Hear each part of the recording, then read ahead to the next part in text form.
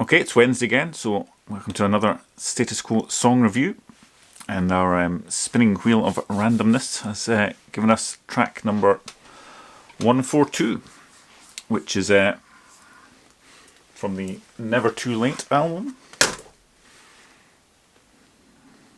There we go.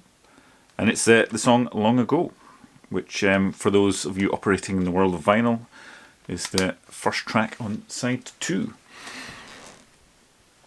Now, of course, many people might say Never Too Late was the end of Quo as we know it, as this was the last one to feature John Coughlin, although a few other people also say Quo as we know it had ended with Blue For You once they started bringing in subsequently brought in outside producers and changed their sound irrevocably, and they were never the same again. But anyway, the 2005 remasters, if you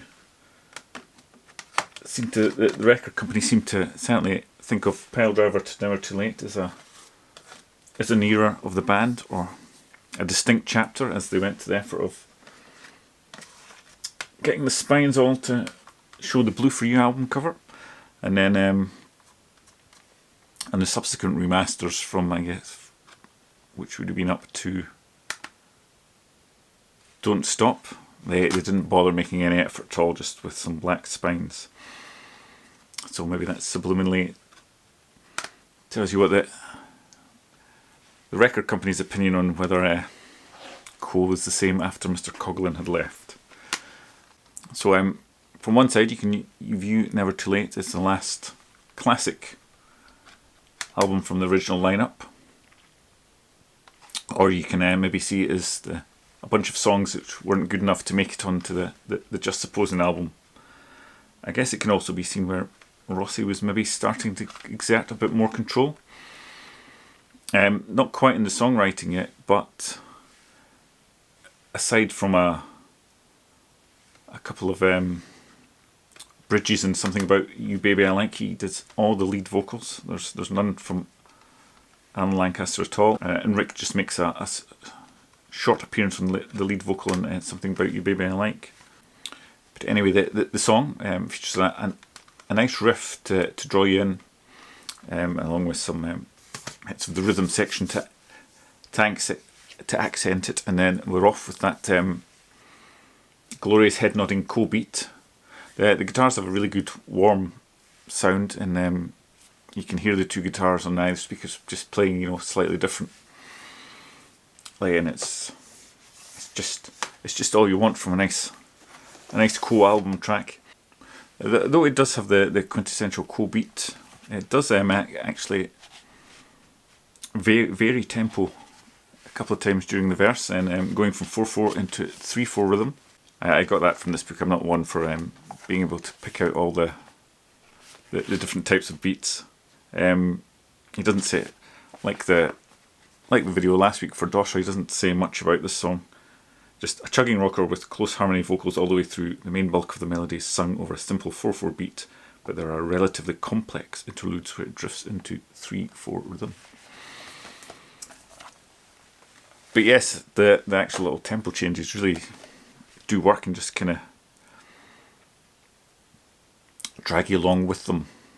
It's really enjoyable hearing them move out of the straight beat into the slightly more prog beat.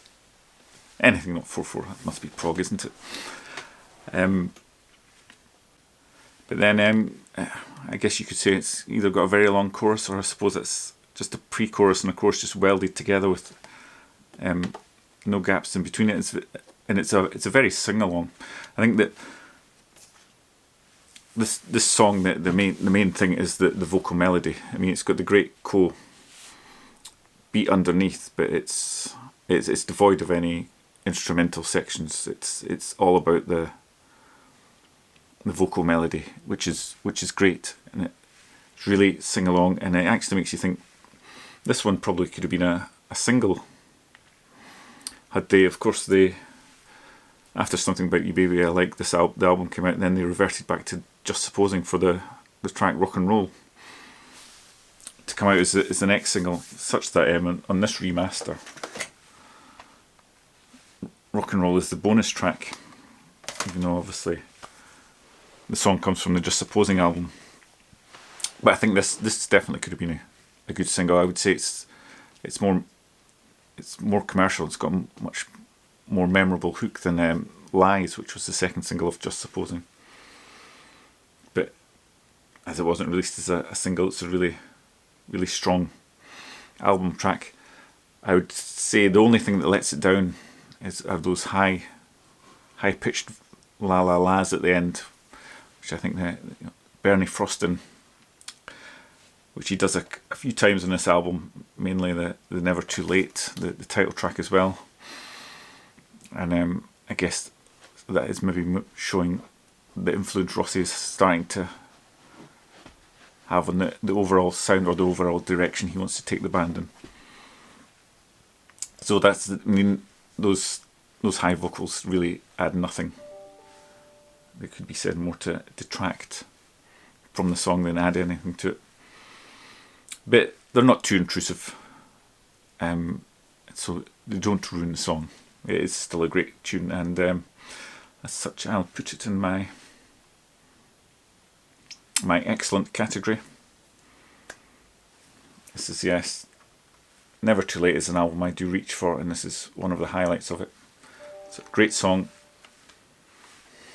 from a great album, and that completes episode 33 of the Random Status Quo song review. Hopefully see you again next week.